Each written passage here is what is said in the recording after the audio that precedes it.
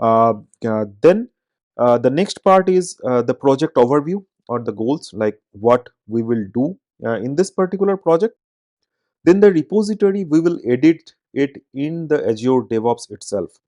So if the repository, so whenever we will import the repository into Azure, then we will create a trigger. So that particular repository will then trigger a pipeline. So we will create a pipeline in Azure DevOps. So our Azure repository will trigger the pipeline, and then the pipeline will deploy Azure resources. Simple. So this is very straightforward. This is all in Azure DevOps. The second part is very important, where we will deploy AWS resource. How we will do? So first of all, we will have the code in our GitHub repository. So we will not import the repository directly into Azure. Rather, what we will do, we will create a pipeline trigger directly from the GitHub repository.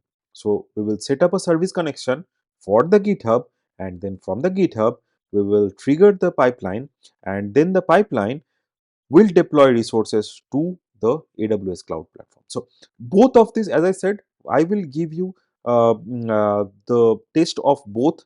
How can we deploy from an external repository? How can we create how can we create a trigger for our Azure DevOps pipeline from an external repository and an internal repository, and then deploy resources, whether it is in Azure or whether it is in AWS.